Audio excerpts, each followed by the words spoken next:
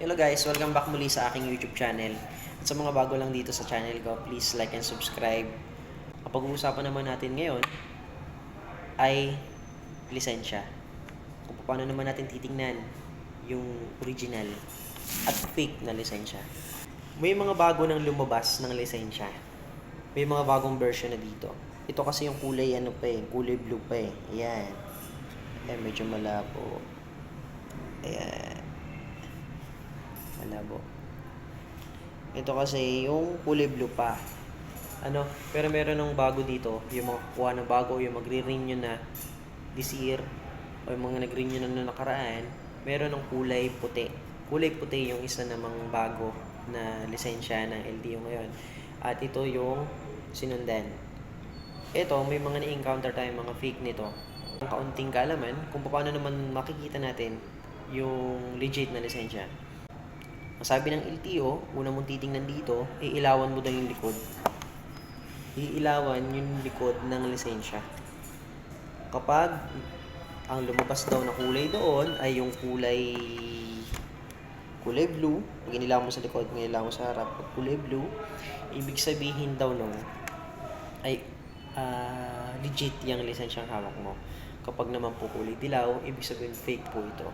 Pero hindi naman sa lahat ng lisensya ay applicable yung sinasabi ko na iniilawan yung likod, iilawan mo ng ilaw ng cellphone sa likod. Kasi yung bago nating labas na lisensya, yung kulay puti, ay pag inilawan mo yun, puti rin yung lalabas sa harap. So ito yung luma natin, titingnan natin kung paano. So meron tayong dito ng maliit na cellphone, iilawan natin, ha? Okay, ayan. So nakikita nyo yung kulay blue siya. Ayan o, kulay blue. So tama nga yung sinasabi ng LTO. Ibig sabihin, itong hawak ko lisensya, legit. Isa yun sa titingnan ninyo. Baka kasi iba nag-aalangan. Baka iba na nagpalakad ng online. May mga naglalakad kasi online fake. Na fake naman palang ibinibigay ng lisensya. Akala nila, original hawak nila, yung pala, talahib kung tawagin. So yun, yung iba nag-aalangan. Kaya minsan yung iba nagtatanong. Pero may iba naman, nakachamba talaga ng legit na nag-process online. Hindi ko lang alam kung paano nangyari yun. Pero sa mga nagtatanong, isa yun sa tingnan ninyo. Kung umilaw ba ng kulay blue yun dyan sa harap. So isa pa, sa titingnan ninyo, ilapit natin yung camera. Isa pa sa titingnan ninyo, ito nakikita nyo yung date. Dyan, ayan o. Yan, nakalitaw yan. Mararamdaman mo siya. Yan, nakakapa mo yung date, yung expiration date. Tapos, ang lisensya pala, may bago nilabas si Duterte ngayon kapag wala kang violation. Ang magiging validity ng lisensya mo ay 10 years. Ay, wala kang, ano ba to? Kapag wala kang violation sa LTO, kapag malinis yung record mo, maingat ka mag-drive, ang magiging validity ng inyong lisensya ay 10 years. Kung hindi naman, 5 years lang ang magiging validity niyan.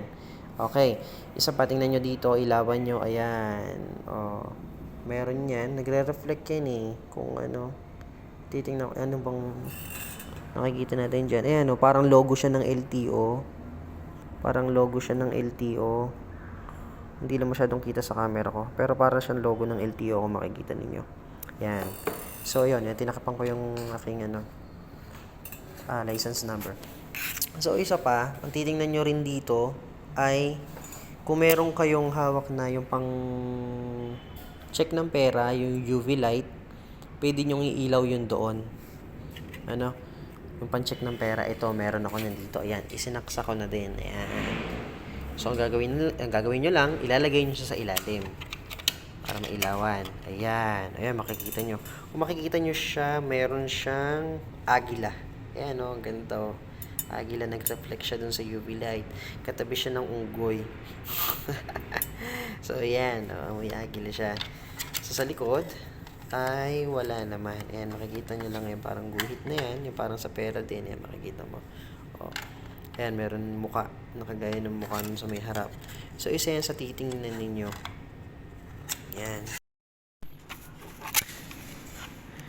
So kaya naman sa mga wala pang lisensya na nagmamaneho ng kahit anong uri ng sasakyan, motor man yan, four wheels man yan, siya kung ano yung sasakyan na dinadrive ninyo, kumuha kayo.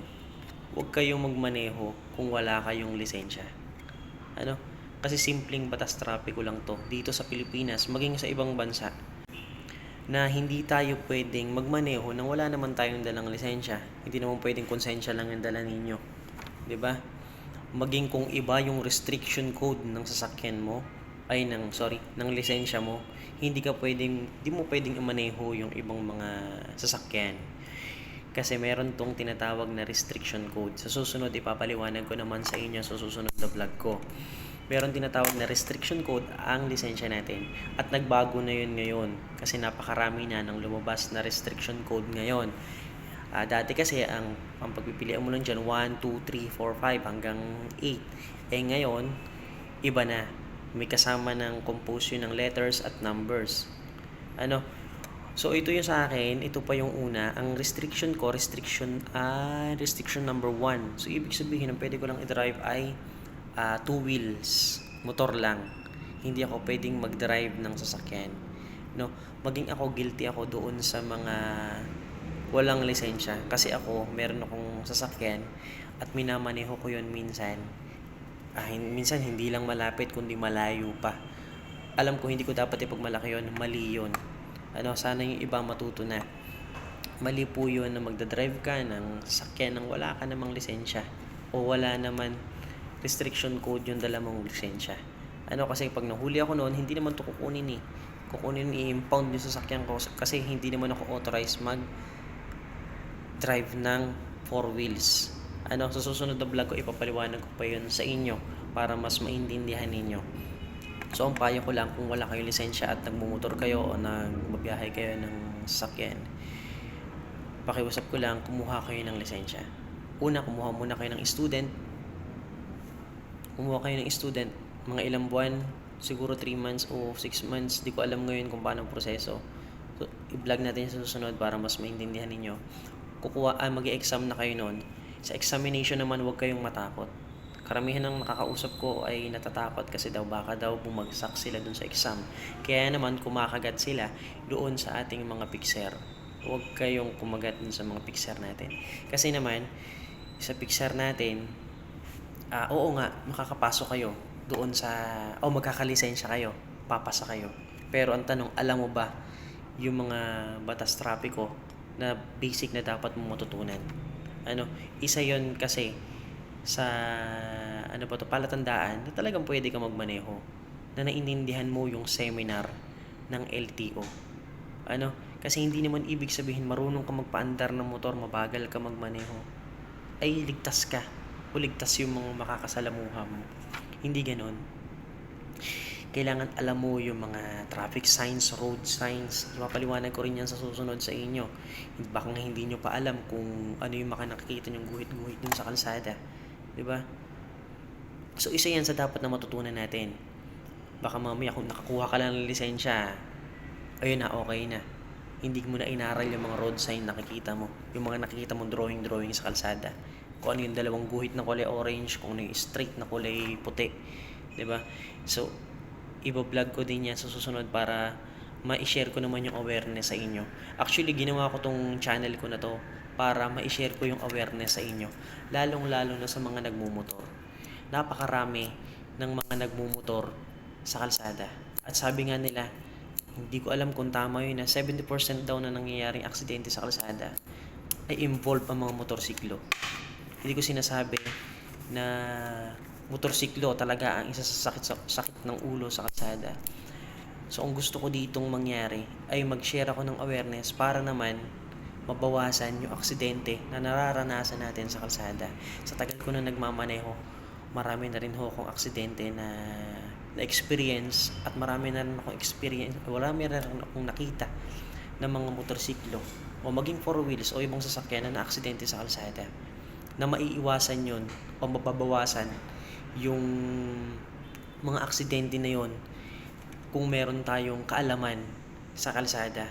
Kaya ginawa ko tong YouTube channel ko na to Ang pangalan nga nitong channel ko na to ay Talbos ng Kamote. Para to sa mga pasibol na mga nagmumotorsiklo o kaya naman sa mga dati na nagmumotor na hindi pa rin alam ang tamang batas trapiko. Ano? So, yun lang po. Nagpapasalamat ako sa mga subscriber natin dyan. Hindi man tayo ganun pa kadami.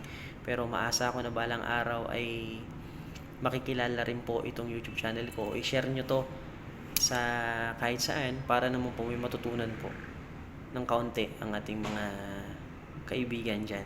So, muli, maraming salamat. Yun lang ho. And God bless us all. Thank you.